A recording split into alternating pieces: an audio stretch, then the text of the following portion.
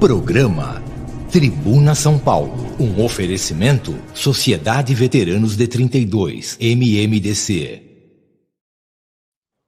Salve, salve, amigos do Brasil! Começando a partir deste momento, o nosso programa Tribuna São Paulo, mas na verdade hoje é a live Tribuna São Paulo, porque nós estamos iniciando na Sociedade Veteranos de 32, MMDC, a temática Revolução Constitucionalista de 1932, cuja data maior está se aproximando, é o próximo dia 9 de julho. Então, hoje e a partir de hoje, nos próximos dias, você que nos acompanha, tanto pela Com Brasil TV, que não é o caso hoje, mas pelo Facebook, pelo YouTube, você estará sendo informado sobre uma série de acontecimentos que a nossa história registrou. A história de São Paulo e a história do Brasil. Acontecimentos pertinentes à epopeia de 1932. E, para tanto, nós começamos esta edição, então, especialíssima, com a palavra do presidente do MMDC, que hoje teve um dia bastante corrido, como eu disse, os acontecimentos pertinentes, as comemorações pertinentes à Revolução começaram, é o Dr. Carlos Romagnoli, que apesar da correria, acabou de chegar de viagem, está aqui conosco e recebe o nosso atencioso e até carinhoso salve, salve. Boa noite, José Jantalha, boa noite, amigos da bancada Luiz Fernando, querido Malcolm Forte, pesquisador Rodrigo Gutenberg, nosso querido presidente do Instituto Histórico e Geográfico de Piracicaba, Edson Rontani Júnior. Um prazer estar aqui com vocês para falar um pouquinho da Revolução de 32. Muito obrigado, doutor Romagnoli. O senhor ia fazer um comentário, a nossa bancada já está toda aqui, mas eu penso que seria interessante o senhor contar um pouquinho o acontecimento hoje, né, dessa sua corrida, em companhia, inclusive, do pesquisador Rodrigo Gutenberg, né, da doutora Janaína também. Vocês tiveram um dia, e a gente queria ter essa informação, até porque nós ainda estamos compartilhando aqui a live para o início propriamente dito. Pois não, José Jantalha. Realmente, nós estivemos hoje na comarca de Cruzeiro, capital da Revolução Constitucionalista, abrindo as comemorações do 89º aniversário da Revolução Constitucionalista de 32.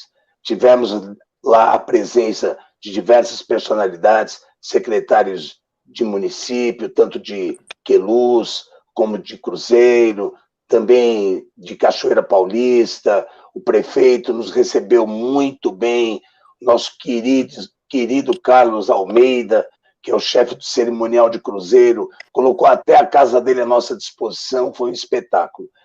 Semana que vem, Jantalha, no dia 11, nós dedicaremos um programa, parte dele, com os acontecimentos da semana. Mas eu volto a frisar que esta semana inteira, quer nas lives do Tribuna São Paulo, quer na Com Brasil, teremos diversas... como é que eu posso dizer, José Jantalha? Diversas lives, diversas participações, né, virtuais, né, até em virtude da situação que nós estamos atravessando. Então, muitas participações pela internet... Sim. E pela Com Brasil, não é isso, Romagnoli? Isso, exatamente. Diversos eventos com diversas personalidades.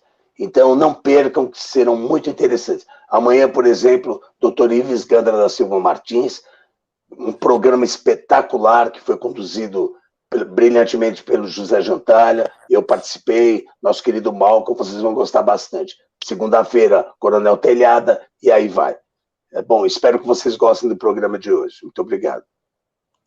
Legal que você praticamente sabe toda a programação. Eu confesso que de cabeça eu não sei. E também não tenho todas as informações pertinentes aqui ao nosso convidado. As tenho agora porque o pesquisador Rodrigo Gutenberg me enviou. E então é importante a gente passar esses dados, porque o nosso jornalista Edson Rotani, ele, na verdade, é jornalista, radialista, fotógrafo, olha, até aí bateu comigo, porque o meu hobby também é fotografia. Muito legal. Piracicabano, de quarta geração, ou melhor dizendo, da quarta geração de imigrantes italianos. Ele, como já foi dito aqui, é o atual vice-presidente do Instituto Histórico e Geográfico de Piracicaba. É tesoureiro da Academia Piracicabana de Letras, presidente da comissão organizadora do São Internacional de Humor de Piracicaba, presidente da Associação dos Amigos do Salão Internacional de Humor de Piracicaba. É o Salão. Por isso que eu pulei aqui, porque pulou uma letra. Olha, ele ouviu falar da Revolução, estou contando um pouquinho da história desse nosso convidado. Ele ouviu falar da Revolução de 32, na verdade, desde criança. Faz tempo, hein? Pois o seu tio-avô, Natal Meira Barros, foi voluntário por Piracicaba e faleceu, na verdade, na cidade de Cruzeiro, aos 17 anos, no dia 28 de agosto de 1932. Puxa vida, hein? Começou a se dedicar à epopeia paulista em 2012, em conjunto com o Egídio João Tiziani, que fundou, então, o Núcleo de Correspondência MMDC Voluntários de Piracicaba. Este, então, é o Edson Rotani Júnior, que daqui a pouquinho vai falar, daqui a pouquinho vai usar da palavra, mas eu vou pedir para um especialista aqui de Revolução, que é o pesquisador Rodrigo Gutenberg, dar a sua saudação inicial e já começar os embates aí, a averiguação, a pesquisa sobre a epopeia de 32. Para tanto, salve, salve, querido Rodrigo. Olá, meus amigos, boa noite. É um prazer estar aqui mais uma vez, tratando agora especificamente da Revolução de 32, mas sobre Piracicaba, né? Piracicaba tem 17 heróis que faleceram em combate, né? E eu gostaria, então, de poder bater um papo com o Edson, já aguardo esse momento há muitos anos, haja vista que antes de nos conhecermos virtualmente, não nos conhecemos, infelizmente, pessoalmente ainda, eu já conhecia um pouquinho do trabalho dele, da pesquisa dele sobre a Revolução de 32. E, como eu disse, temos registrados no livro Cruzes Paulistas, se eu não me engano, 17 combatentes de Piracicaba que faleceram em combate, né? Nem todos são do batalhão piracicabano, o famoso 4º Batalhão de Caçadores da Reserva, mas eles atuaram em diversos setores. Então, eu gostaria que o Edson pudesse nos contar um pouquinho, um panorama geral sobre Piracicaba na Revolução de 32. Quantos voluntários se alistaram, não é, efetivamente, as pessoas que participaram, e é isso. Edson, nosso cordial salve, salve. Agora a palavra é sua. Salve a todos vocês, muito obrigado aí pela palavra, ao Dr. Carlos Romagnoli, ao Gutenberg também pelo convite. Realmente, a cidade de Piracicaba, situada a 160 quilômetros da capital paulista, deixou o seu legado nessa Revolução de 32. Inclusive, Piracicaba hoje, contando com 420 mil habitantes, se tornando, inclusive, uma região metropolitana. Já há 15 dias, o governador Dória esteve aqui assinando o decreto que tornará o município uma região metropolitana a partir de 1º de agosto, quando Piracicaba comemora seus 254 anos de fundação, sendo que para a região aqui, cerca de 1.200.000 pessoas vivem em torno do nosso município. Hoje nós falamos aí de 420 mil habitantes, mas em 1932, Piracicaba tinha seus 30 mil habitantes, mais ou menos 30 mil habitantes, os fatos são meio discordantes, né? Mas Piracicaba teve um crescimento exponencial nas últimas décadas. E em 32, o município, constando com cerca de 30 mil habitantes, enviou quase que 600 voluntários para a capital paulista. Saíram daqui, inclusive, através de trem, da estação de trem da Paulista, que hoje, inclusive, denomina um grande bairro no município, partiram para Quitaúna, que hoje é na cidade de Osasco, né? E de lá partiram para o fronte. Então, nós deixamos aí as marcas, Piracicaba ainda recente desses falecidos, dessas pessoas que foram até vários frontes, na região norte, em especial Cruzeiro, Areias e outras, né, Itapira. Temos registros de pessoas que acabaram falecendo lá. E é importante destacar que, inclusive, entre esses que perderam suas vidas, tivemos jovens inclusive, assim, com 17 anos, voluntários que fugiram de casa, né? Natal Meira Barros foi um desses falecidos que, com 17 anos, acabou falecendo, levando um tiro, né, de uma patrulha na cidade de Registro, como foi dito aí, que era meu tio-avô, né, pelo Jantalha, meu tio-avô que com 17 anos acabou deixando esse legado. E devido a essa familiaridade, né, da Revolução com os meus antepassados, tio-avô, bisavô, avó, eu sempre me embrenhei com o objetivo de resgatar a história, não somente dele, mas como de outros piracicabanos, até porque aqui em Piracicaba a história se tornou um pouco perdida, né? O único registro que temos hoje é com relação aí ao livro Cruzes Paulista, e realmente é um fator que para nós, piracicabanos, orgulha em muito. Beleza, muito bem. Olha, a bancada agora, eu, na verdade, eu vou ficar aqui mais fazendo um controle da ilha. Eu queria abrir para a bancada as suas perguntas, a sua participação.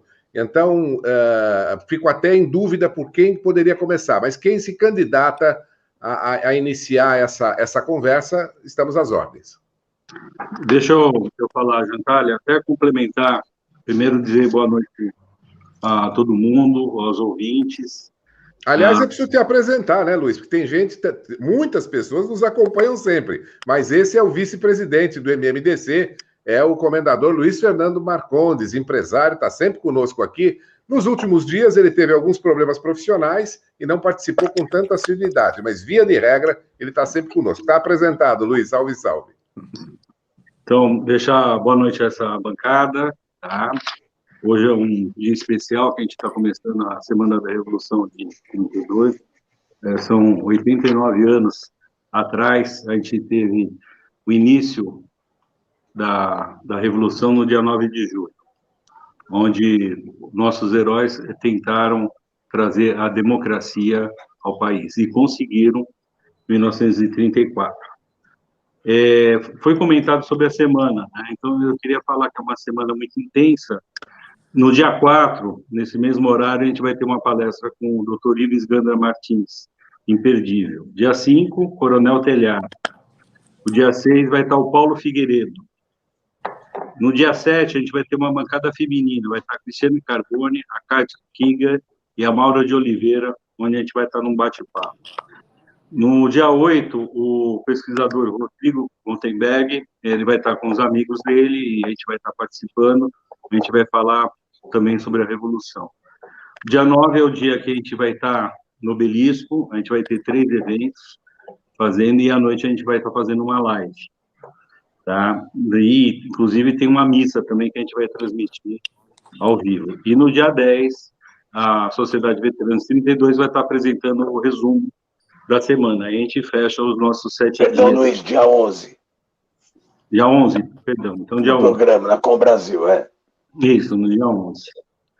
E, então, você vê, uma semana onde a gente está fazendo diversas comemorações, a gente está levando a história para os brasileiros, né? É importante a gente não esquecer, ainda mais nos dias de hoje, que a gente está com um problema muito grande, onde a nossa democracia está sendo atropelada, lembrar que há 89 anos atrás, diversos brasileiros, principalmente paulistas, né? São Paulo brigou pelo Brasil para que a gente tivesse uma democracia. Então, é muito importante isso, e eu solicito que todos que puderem acompanhar, que acompanhem, porque a gente tem que divulgar isso. Uma coisa que eu vi nesses últimos 4, 5 dias, recebemos várias fichas associativas de pessoas querendo entrar na Sociedade Veteranos em 32, coisas que aí está de braços abertos, estamos precisando de novos sócios. E eu queria perguntar para o nosso amigo Edson Quintani Júnior, a parte das comemorações, apesar de ele estar com Covid, porque ele até participou de um núcleo do MMDC que incorporava não só a região dele de Piracicaba, mas também de Jaguariúna, que estão muito perto de Campinas, né? Eu queria saber de que jeito o pessoal do interior está vendo a nossa história, dos nossos heróis, e essas comemorações. Sim, correto. As comemorações estão um tanto quanto tímidas, né? Desde o início da pandemia, o ano passado, o 9 de julho, ele se concentrou através de nós, com o depósito de uma coroa de flores, no monumento ao soldado constitucionalista, situado aqui na Praça Central de Piracicaba, Praça José Bonifácio. Na ocasião, inclusive, ainda respondendo pelo Núcleo Voluntários de Piracicaba, fomos atrás da Biogrupo Unidas, da empresa funerária, que cedeu gratuitamente a coroa de flores. Estivemos acompanhados de membros do Instituto Histórico e Geográfico de Piracicaba, da Polícia Militar e também da Prefeitura do município para realizar o depósito. Mas simplesmente foi isso, até porque na época tínhamos começado aí a pandemia, em março, né, 2, 3 meses depois, a movimentação, o lockdown aqui em Piracicaba era um pouco mais ferrenho quanto aos dias de hoje. A preocupação do piracicabano em sair evitou qualquer tipo de aglomeração. Para 2021, esse ano, portanto, próxima sexta-feira, eu li em uma postagem ontem, se eu não me engano, no Instagram, que o 9 de julho não é um feriado, é um ideal, e eu concordo com isso, né? É um ideal que depende de nós, inclusive, que somos hoje os propagadores da Revolução de 1932. Então, nós, em Piracicaba, estamos nos unindo, acertei hoje pela manhã, junto à Secretaria Municipal de Ação Cultural e Turismo, SEMAC-TUR, através do seu titular, o professor Adolfo Queiroz, de novo, mesma solenidade, de uma forma um tanto quanto menos tímida do que o ano passado, contando com a presença do tiro de guerra 02028, da Polícia Militar. Teremos, inclusive, um toque de silêncio lá por um militar, não sabemos ainda se será do tiro de guerra ou da Polícia Militar, e o tradicional depósito da coroa de flores no monumento ao soldado constitucionalista. Desde 1937, quando foi inaugurado por Lélio Colutini e o prefeito Luiz Dias Gonzaga, esse monumento recebe anualmente uma coroa de flores, ou lá, ou no mausoléu do soldado constitucionalista, situado no Cemitério da Saudade, em Piracicaba. Como o cemitério está fechado, o mesmo exemplo do que aconteceu no passado, o depósito da coroa será no monumento, né?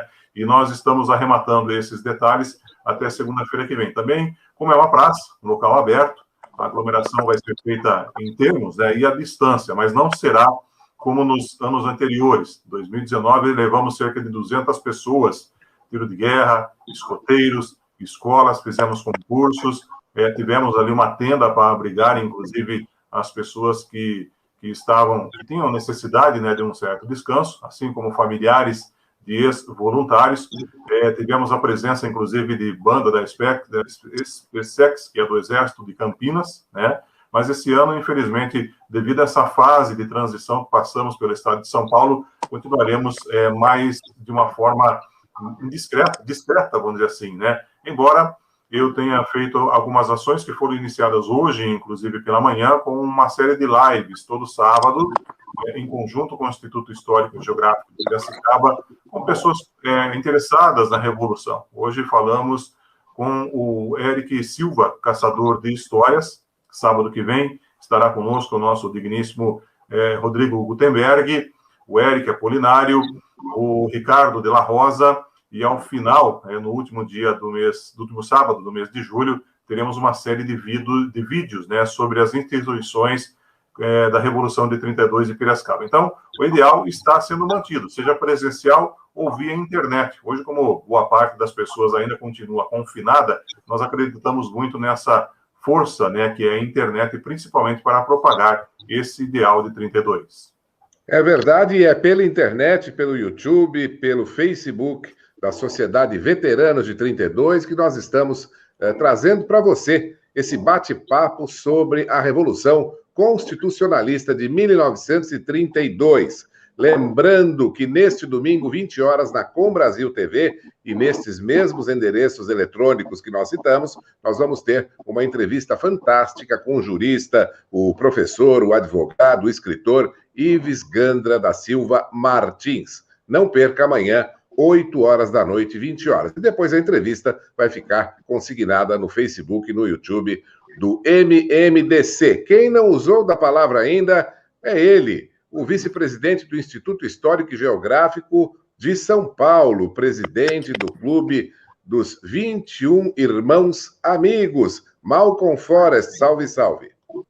Boa noite, meu caro Jantalha, boa noite, participantes da bancada, meus caros irmãos amigos aqui do Clube dos 21 Irmãos Amigos de São Paulo, e boa noite, meu caro Edson Rotani, meu confrade acadêmico da cidade de Piracicaba, famosa pelos 17 de Piracicaba em 32. Né?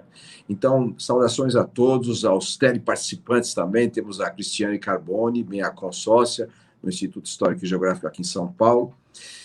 Meu caro Edson, nós aqui em São Paulo, através do Clube dos 21 Irmãos Amigos, iniciamos um programa de reavivamento patriótico há cerca de um ano. E estamos com uma campanha mensal de palestras trazendo aspectos do patriotismo que ficou olvidado, um tanto obscurecido ao longo dessas décadas do século XX. Né? Eu acompanho a Revolução de 32 desde os meus 4, 5 anos de idade. Em 54, me lembro das comemorações aqui em São Paulo, que eram grandiosas, era um feriado ideal mesmo, e os ex-combatentes marchavam ainda com seus capacetes de ferro na Avenida 9 de Julho, ali entrava um túnel 9 de Julho, balões flutuavam no ar com a bandeira paulista. Agora, isso tudo perdeu-se com o tempo, infelizmente. Eu gostaria de saber, meu caro Edson, como é que foi essa trajetória de 32 para cá, na cidade de Piracicaba? Ou seja, vocês têm um monumento que é uma coisa muito bonita, eu estou vendo a sensibilidade das flores acontecendo. Como é que isso tem progredido e o que podemos fazer juntos nesse sentido? Bom, Malcolm, inicialmente, boa noite. Eu confesso, sou seu fã. Antes de começar com essa palestra, estava ouvindo aqui o melhor do Terry Winter, né? E outro dia eu vi o Rodrigo Gutenberg conversando com você, eu falei, mas será que esse é o Malcolm Forst que eu conheço, né?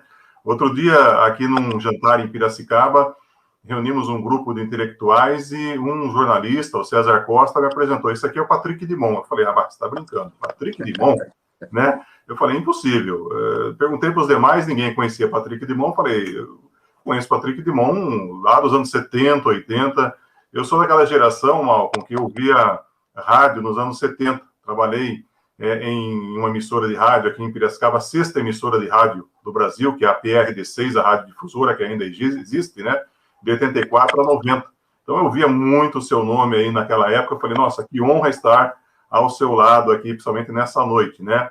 Eu confesso que a nossa batalha, eu falo muito disso, né? A batalha, os veteranos foram, os voluntários foram em 32. A batalha hoje compete a nós. Cada um de nós aqui, nós 6 que estamos aqui, compete a nós propagar esse legado de 32, né? Até porque o ano que vem estaremos lembrando os 90 anos. Daqui a 11 anos serão os 100 anos, o centenário da Revolução. Nós não devemos deixar a chama apagar, né? No município de Piracicaba, de 69 até 2002, tivemos o senhor Manuel Sampaio Matos como responsável pelo MMDC na cidade.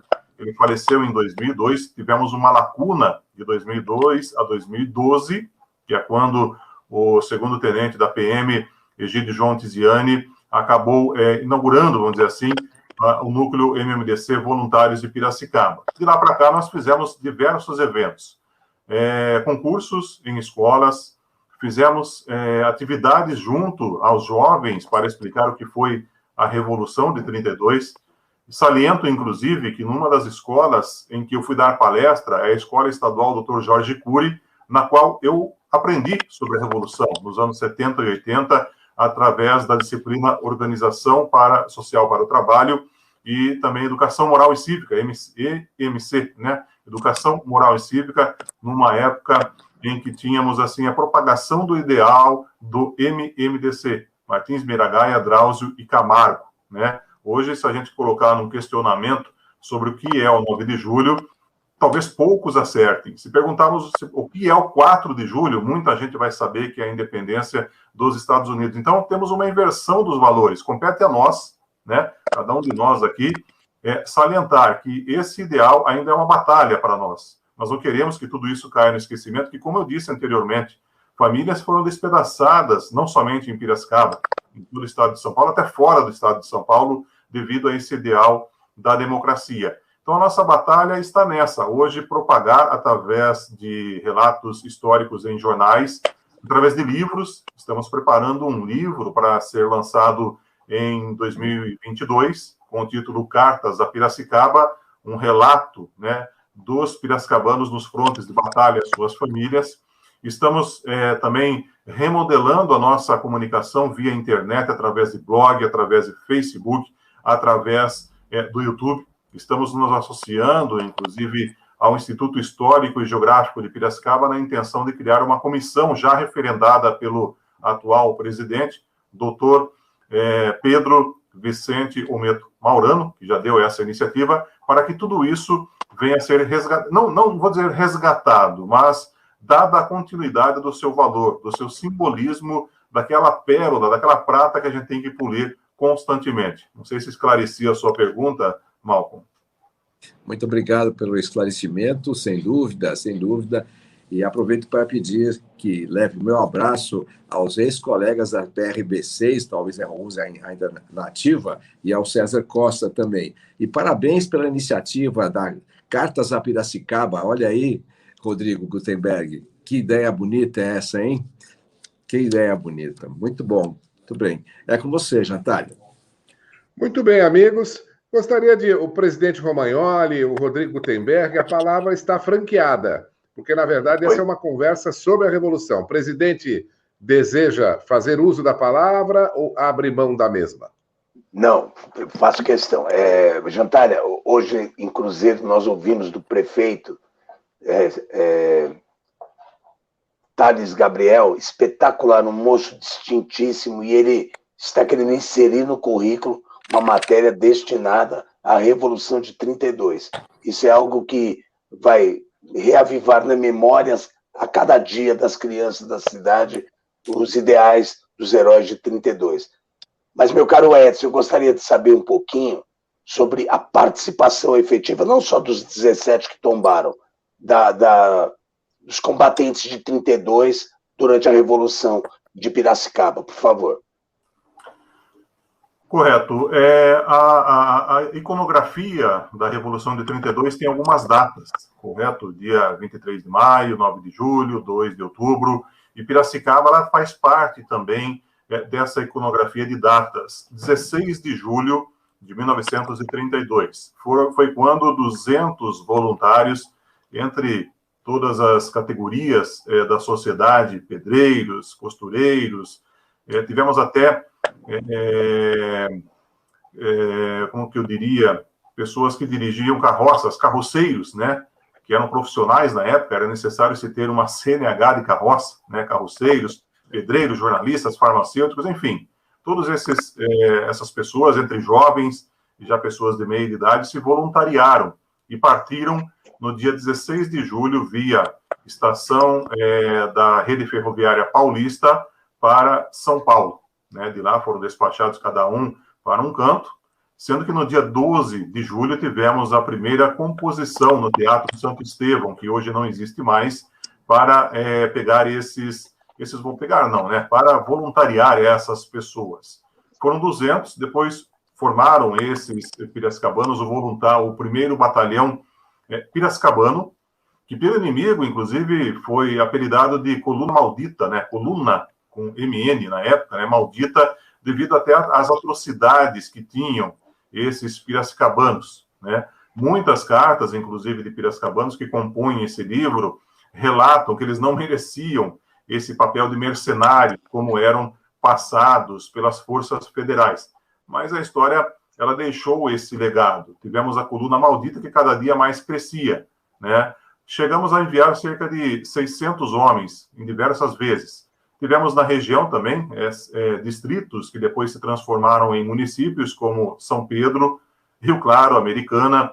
Todos eles tinham um pé fincado aqui em Piracicaba, que também acabaram enviando os seus voluntários. Cidade de São Pedro, uma estância turística aqui na região, chegou a enviar 27, 30 pessoas para a Revolução. Rio Claro, a mesma situação, 20, 30, 40, mais ou menos, mas Piracicaba enviou cerca de 600.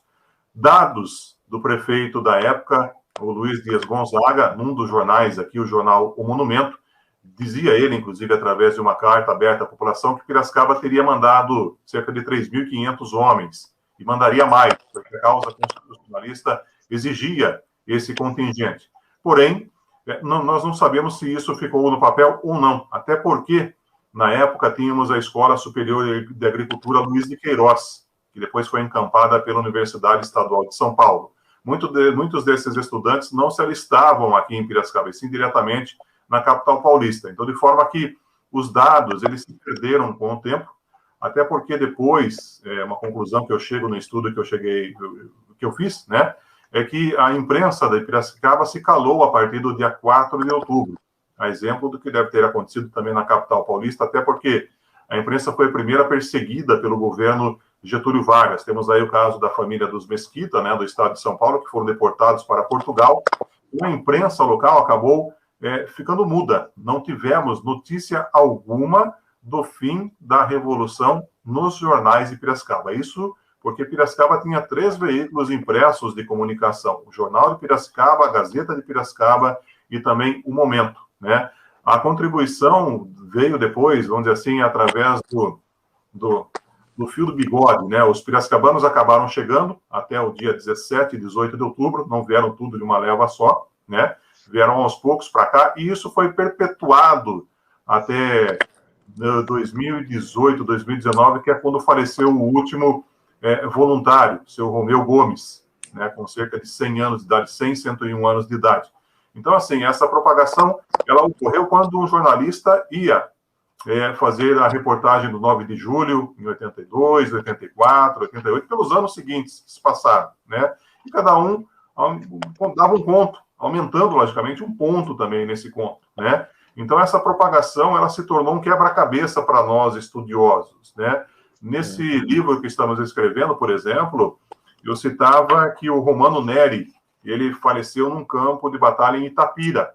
Isso foi até descrito nos jornais aqui por um dos familiares em 82, quando a Revolução completou aí os seus 50 anos.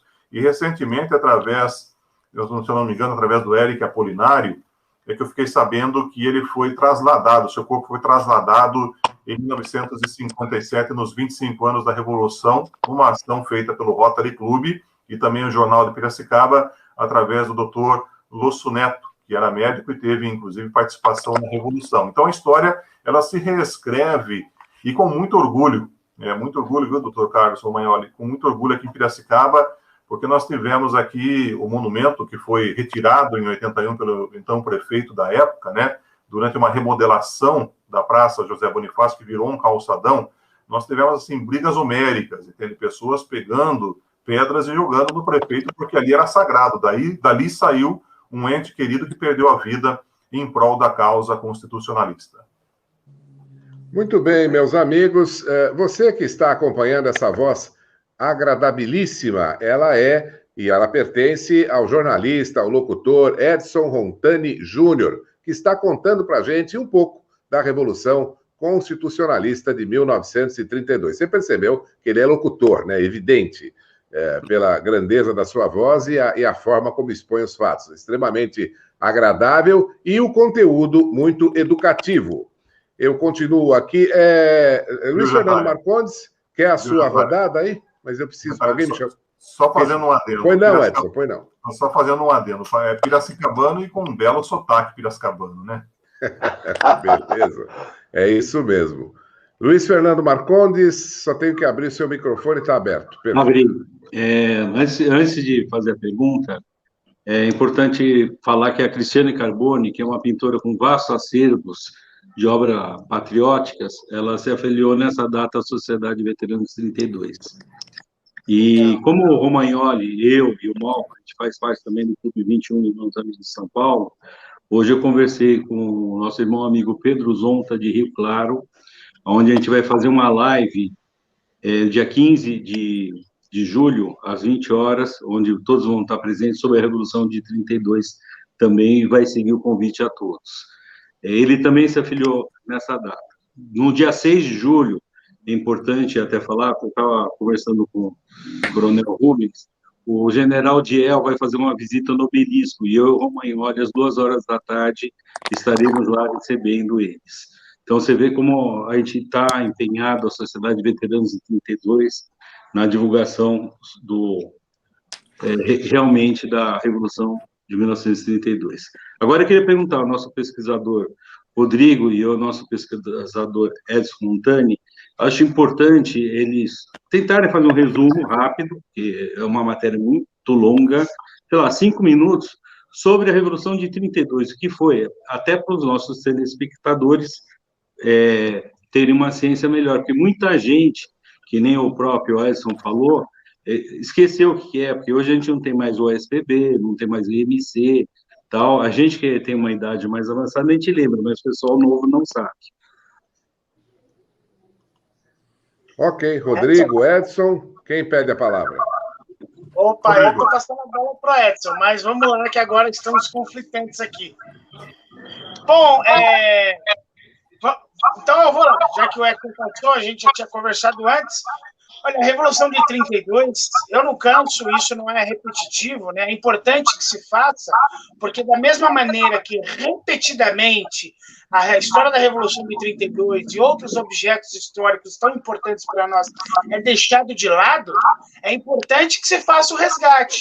E fazer esse resgate, o semeio e a perpetuação é fazer o contrário disso. Se constantemente é deixado de lado, é necessário que constantemente seja resgatado e falado. E é isso que sempre fazemos aqui. Este é o nosso escopo de obra, né? Então, vale sempre lembrar que a Revolução Constitucionalista de 1932 é talvez, se não a maior, mas uma das maiores datas cívicas do Brasil, que tem uma importância assim tão significativa, tão nobre, enfeixa tantos valores legais, que é um dos movimentos mais bonitos da história do mundo. Porque quando você pega, por exemplo, a Revolução Francesa, você comparar o que aconteceu na Revolução Francesa, o motivo pelo qual ela existiu, e a Revolução de 32, há quem discordarão. Mas é muito óbvio que a Revolução de 32 é extremamente mais nobre do que a própria Revolução Francesa. Haja vista o motivo pelo qual aconteceu e pelo que lutavam os paulistas de 32, não é? Então, Getúlio Vargas assume no dia 3 de novembro, através de um golpe, apoiado pelos tenentistas, os tenentistas que participaram da Revolução de 24 e outros movimentos. Então, em 30 de 3 de outubro, ele assume, dando esse golpe militar, apoiado por seus amigos da Aliança Liberal e os militares do movimento tenentista.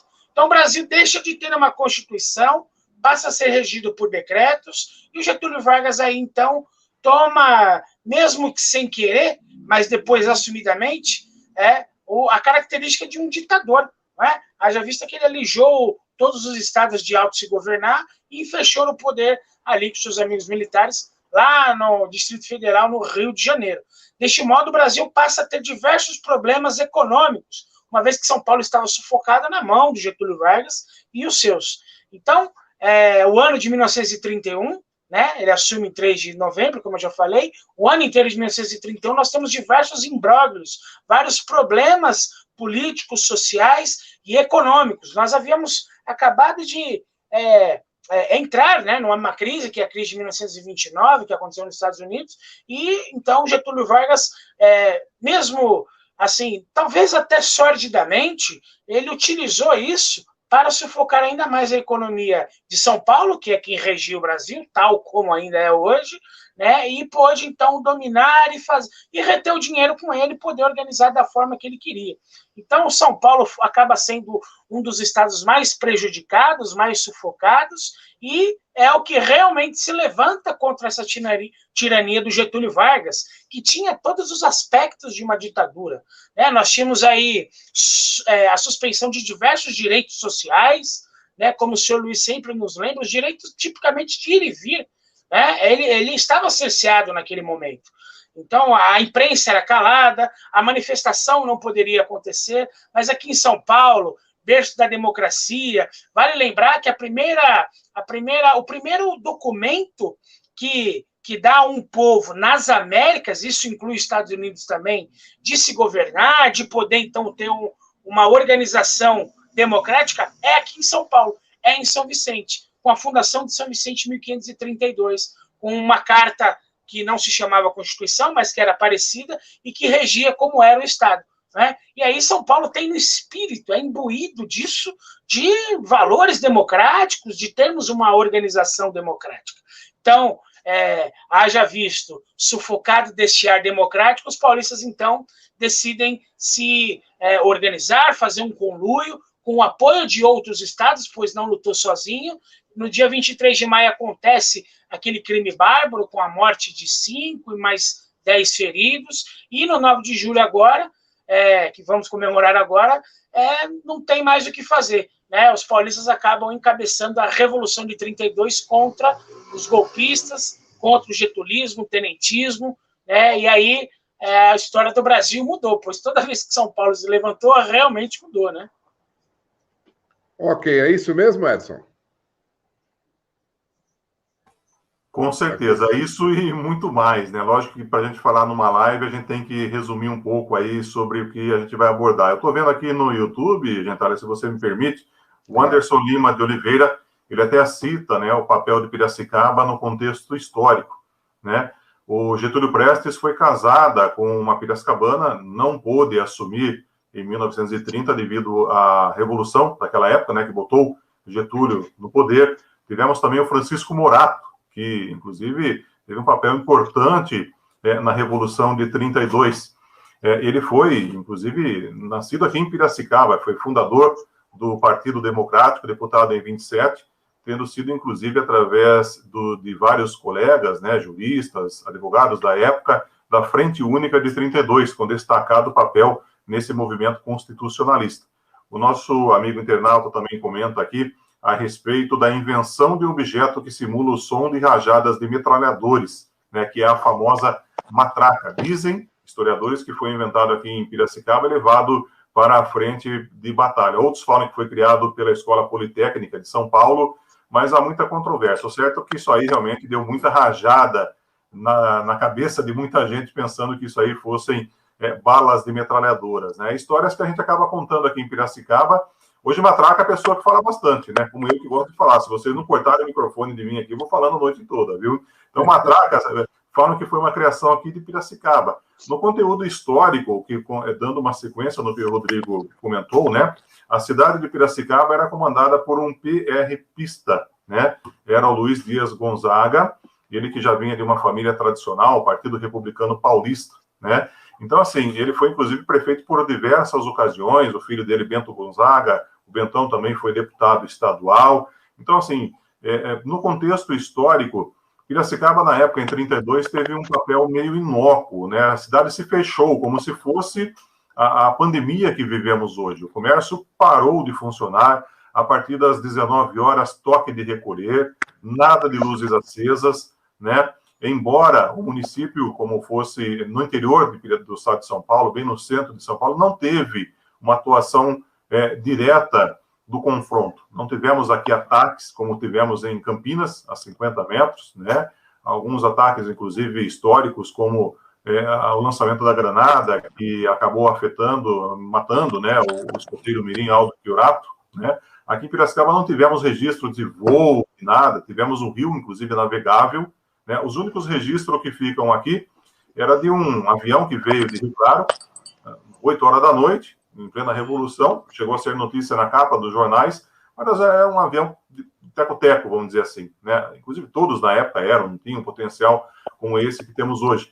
E um barquinho a motor que fez muito barulho às 9 da noite na Rua do Porto, aqui bem no Rio Piracicaba. Então o confronto praticamente foi visto à distância no município. Quem estava na frente, né, eram os piracicabanos, os 600 piracicabanos que foram aos frontes de batalha, que eu acredito que já citei, que se concentraram em Registro, Areias, Itapira e demais cidades, principalmente ali do Vale da Mantiqueira, né, se eu não me engano, e também na divisa com o Rio de Janeiro. Ok, você que está acompanhando pela internet, este aqui é o programa Tribuna São Paulo, mas numa edição especial. É a live Tribuna São Paulo sobre a Revolução Constitucionalista de 32. E eu estou tentando aqui democraticamente distribuir o nosso tempo, inclusive com os participantes via internet. Estamos colocando inúmeras mensagens, algumas um pouco longas a gente não consegue colocar, porque acaba tampando o quadro todo. Foi o caso aqui do Ricardo Biancardi, Elaine Bidin. Mas uma observação interessante, dia 9 de julho, estaremos em nome da sociedade depositando flores no túmulo do soldado constitucionalista Rubens Cotrim, aqui da cidade de Pitangueiras. Enviarei as fotos no WhatsApp da sociedade. Abraços, presidente e toda a diretoria, Sargento Ricardo Biancardi. Muito legal. Eu li porque a mensagem é longa e a gente não consegue colocar no GC na forma escrita aqui. Agora, quem falou, não falei de uma mensagem mais longa, a mensagem, um recado curto hoje foi do Malcolm Forrest. Falou muito pouco, vou dar a palavra para ele. Eu estou tentando aqui exercitar da forma mais democrática possível. Malcolm, por favor. Ok, perfeito. O caro Rodrigo comentou a Revolução Francesa, né? Eu queria salientar que nós temos aqui situações muito diversas, aqui no Brasil, em 32, naturalmente, e na França, nos idos de 1790, por aí.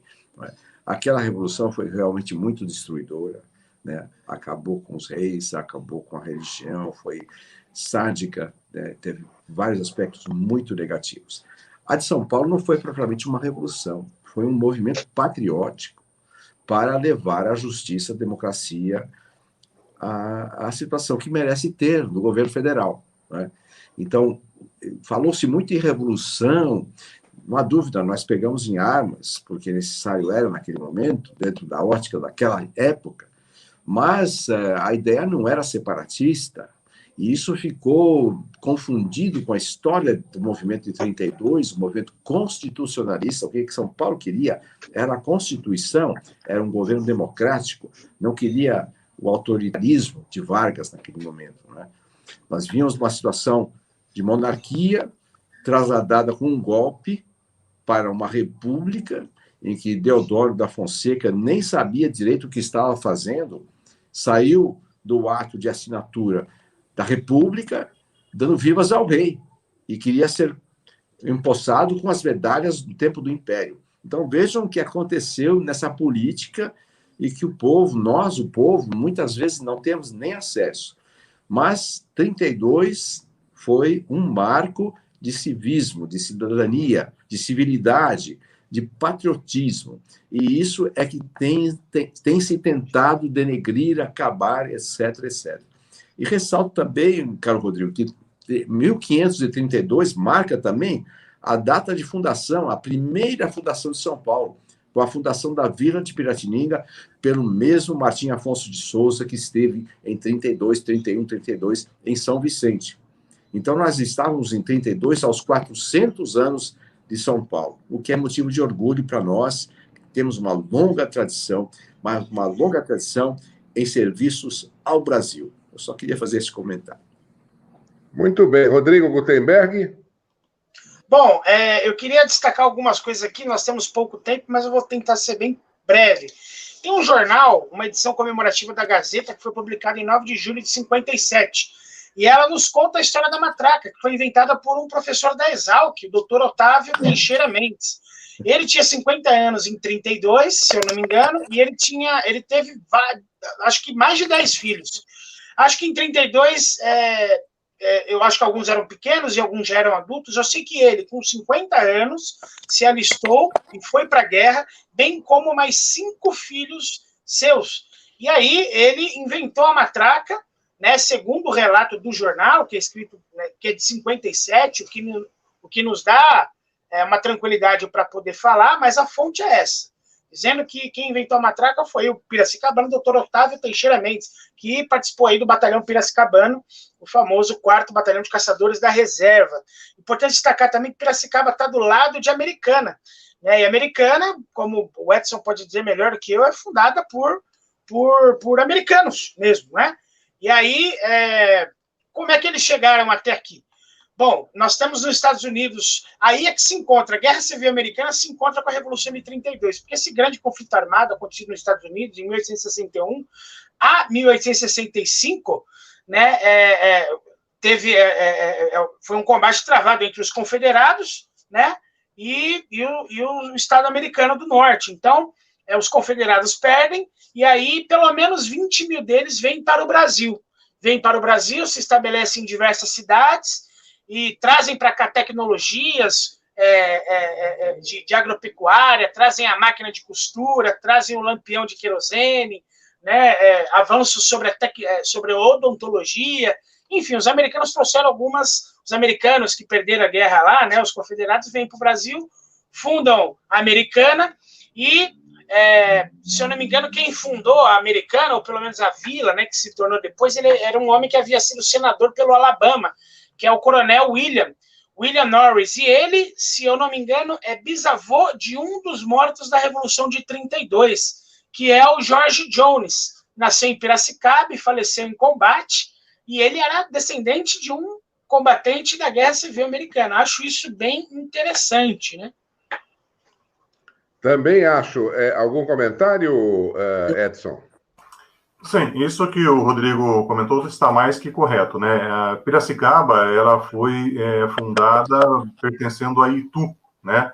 Ela tinha uma extensão que ia nos primórdios tempos, lá no final do século XVIII, de Piracicaba, passava por Campinas e até São Carlos. Tudo isso era uma região só comandada por Piracicaba, né? Nos anos 70, Campinas cresceu bastante, passou Piracicaba, virou uma região metropolitana de grande exponencial no interior paulista, né?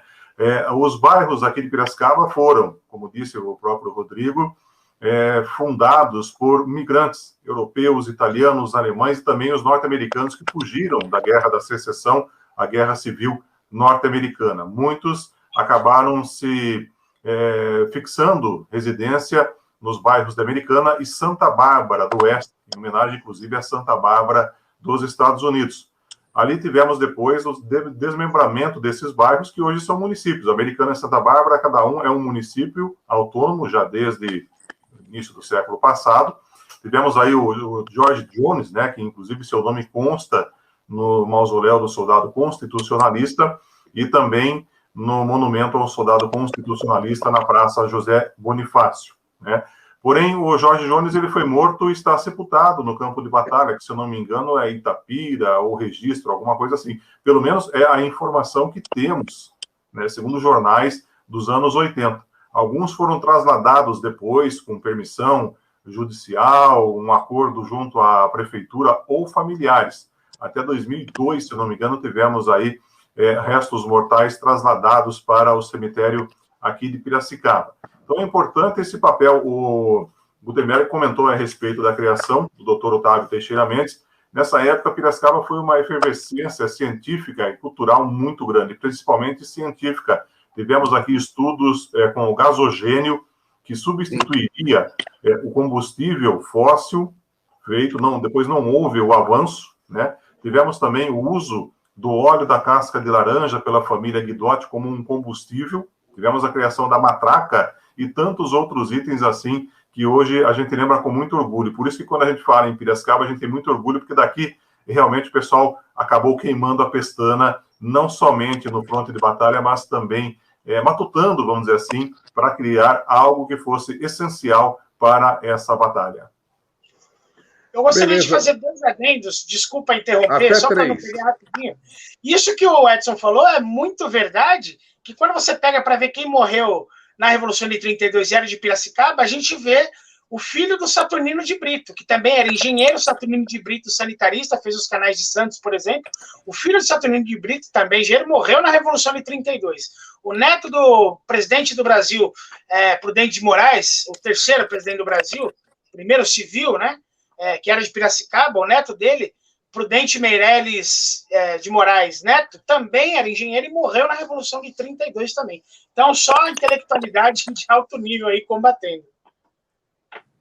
Muito bem. Normalmente nós trabalhamos sempre com um tempo, quando estamos na televisão, de 55, 56 minutos. Aqui não é o caso, a gente tem um pouco mais de liberdade. Eu pretendo oferecer mais uma rodada e gostaria de destacar, eu não acredito que, vamos ver se cabe a mensagem inteira. Ela tapa um pouquinho. Então, eu vou colocar, mas vou fazer a leitura para poder colocar mais rápido, que eu achei interessante.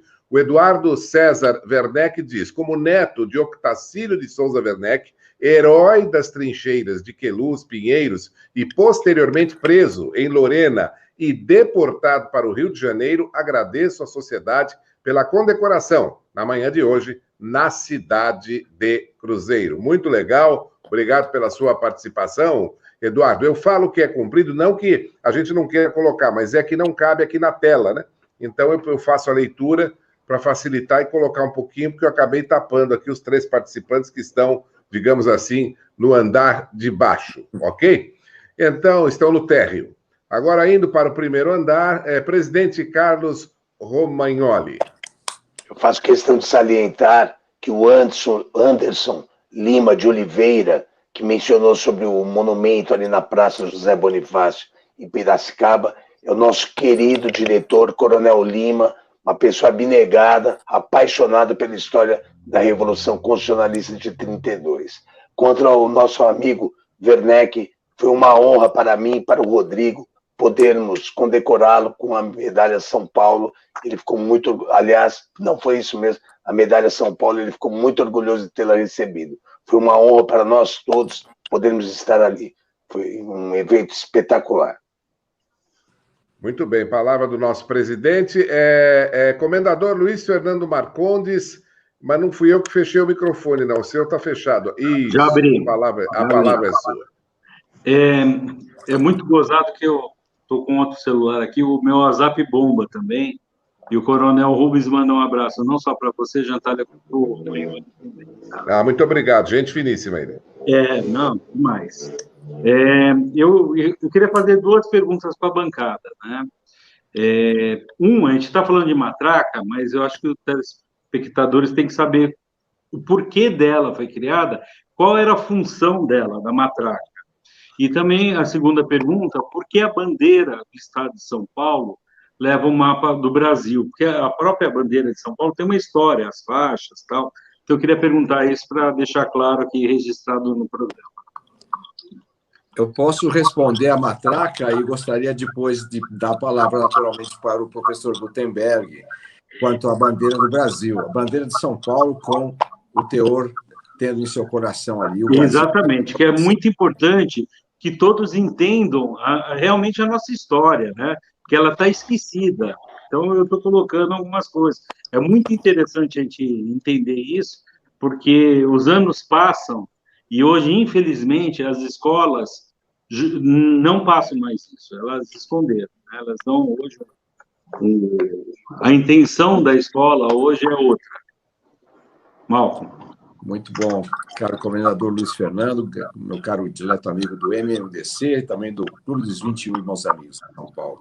Bom, a matraca é uma coisa muito simples. São Paulo estava desprovido de munições, de guerra, as fronteiras cercadas, enfim. Não havia, houve sim um grande esforço, inclusive do IPT, que produziu os capacetes de aço, né, que são baseados naqueles capacetes usados na Primeira Guerra Mundial na Europa. E a matraca foi uma invenção, vimos aí, de Piracicaba, né? Gloriosa Piracicaba, que tem a Exalc, que é um patrimônio nacional também, né? Justamente para iludir o inimigo. Com o som dela, na verdade, a matraca já existia. Ela é usada há muito tempo em procissões.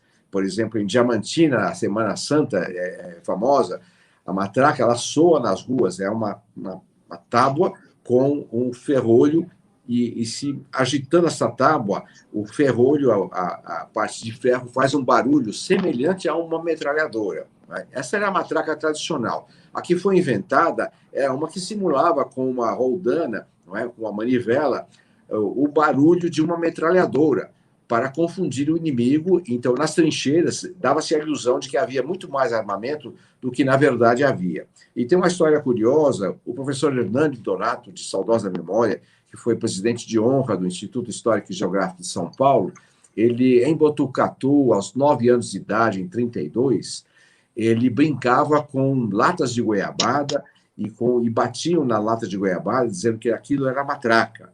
E ele me disse uma vez, convalescente de uma doença muito séria, mas muito ativo, ele disse, olha, feliz daquele que tem coisas para se lembrar, que tem o que recordar da sua infância, não é?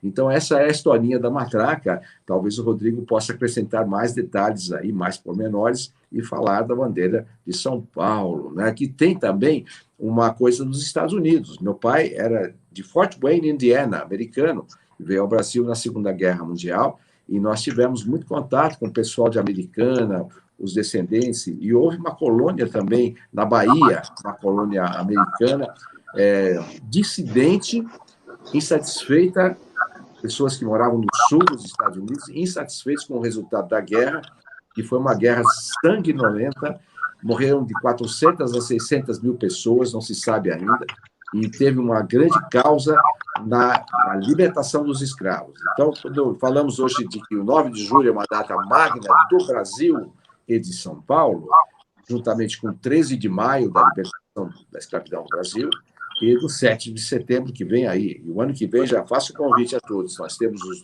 200 anos do Brasil, da independência do Brasil. Vamos comemorar. Mas essa data é muito importante e a Guerra da Secessão causou o assassinato de um presidente e muitas mortes. E esse grupo, insatisfeito com o resultado da guerra, como fizeram os ingleses pelo Mayflower, que foram para a América, fundaram a América pelos Estados Unidos, e eram a americana, e trouxeram muito progresso aqui para a nossa região. Aproveito para enviar um grande abraço para Isabel Reis, do Instituto Co-Irmão de Itapeva, e também ao Douglas Bezerra, de Cunha. Viu, Malcolm? Malcolm, só uma curiosidade. A estrada de ferro Santos-Jundiaí, que o meu avô também estava batalhando e tal, eles usaram matraca. Eles estavam em 11 para cuidar da estrada de ferro. 11. A matraca foi fundamental. Sim. Excelente. Muito bem, meus amigos. Estamos, então, nos aproximando dos momentos finais, né? Já passamos de 1 hora de conversação, o tempo passa, principalmente quando a conversa é boa e útil, a gente nem percebe. Mas, neste momento, olha aí, Belém do Pará nos acompanhando também, hein? Muito legal, recebendo mais uma mensagem. Eu vou, então, fazer esse último giro aí para os cumprimentos, fechando a última palavra com o presidente. Então, vamos para o vice de novo. Luiz Fernando Marcondes, uma consideração aí sua nesse praticamente final de live. Então, vamos lá. Vou agradecer a todos que estarem participando. O nosso país está doente, tá? Os nossos direitos estão sendo atropelados. Solicito a todos, telespectadores, associem-se à Sociedade Veterana de 32 para a gente ajudar a salvar o nosso país. A gente vê patriotismo, família, Deus, liberdade e civismo. É isso que a gente defende. E, se puder, o Rodrigo, no finalzinho da despedida dele, explanar 1 minuto sobre a bandeira do Estado de São Paulo. Boa noite a todos. Muito obrigado. Muito obrigado, Luiz Fernando Marcondes. Então, agora é Malcolm Forrest. Por favor, suas considerações. Bom, foi muito bom estar com vocês, nossos queridos amigos da bancada aqui, meus irmãos amigos, e você também, José Jantalha, Rodrigo Gutenberg. Ao Edson, um forte abraço, uma satisfação conversar, ouvi-lo, estar com você. E a todos os teleparticipantes, continuem conosco, vamos promover o nosso querido país. Malcolm Forrest usou da palavra. Rodrigo Gutenberg, por favor. Olha, missão difícil, hein, senhor Luiz? Falar sobre a vexilologia, ou seja, o estudo das bandeiras, né? A vexilologia, essa ciência da bandeira do Estado de São Paulo. É muito difícil, porque, na verdade, o inventor desta bandeira, que é o Júlio Ribeiro, né, um escritor, membro da Academia Brasileira de Letras, ele não deixou, ou pelo menos até então, eu não conheço, ou ninguém conhece, não sabemos onde está, a descrição vexilológica da bandeira do Estado de São Paulo, que ele inventou para que fosse a bandeira brasileira, a bandeira da República Brasileira. E aí, por isso que ela tem esse formato que a gente conhece, o símbolo do Brasil no meio, ali, no cantinho, né?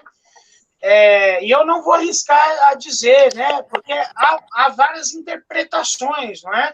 A que é mais aceita, o branco significa o dia, a faixa preta à noite, né? O vermelho, o sangue, as estrelas, os pontos cardeais, a silhueta do mapa do Brasil no meio, né? Circundado por uma linha, né? Branca, que significaria assegurar o Brasil, né? Então, eu não arriscaria muito, né? É necessário que alguém mais aprofundado no assunto pudesse, mas é mais ou menos isso que está aí no conhecimento popular sobre a nossa bandeira, tá?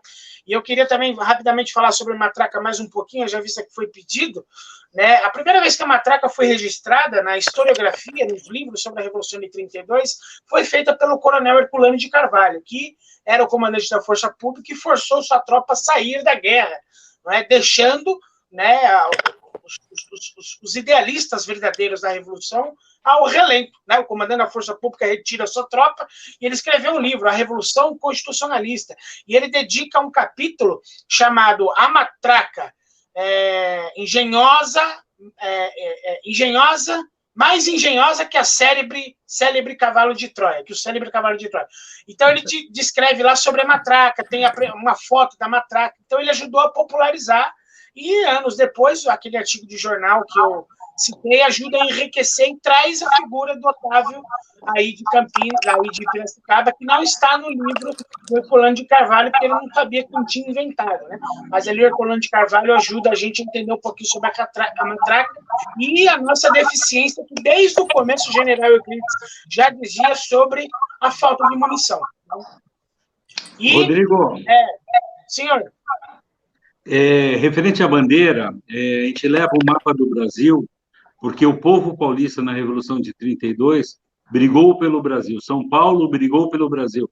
É o único estado que tem direito de usar o mapa do Brasil na bandeira. Continua. Exatamente. Eu acho que é mais ou menos isso. Quando a gente pega a bandeira de outros estados, por exemplo, a bandeira do Rio Grande do Sul, que é muito bonita, mas está escrito lá, República Rio-Grandense. É um negócio separatista, regionalista, e não, os paulistas, que são tidos como egocêntricos, metidos, bairristas, de fato até somos um pouco bairristas. Bairristas somos mesmo. Né, exato. Mas é a única bandeira que representa todo o Brasil. E a Revolução de 32 representou todo o Brasil também, não é? Assim como o senhor Luiz Fernando falou, faz muito sentido. É a bandeira mais bonita, modéstia à parte, né, dos estados brasileiros. Muito bem, amigos. Pois não, Rodrigo? Só dar uma boa noite a todos. Agradeço muito a oportunidade de estar aqui com o Edson. Como eu falei, sempre quis muito, né, poder bater um papo sobre 32.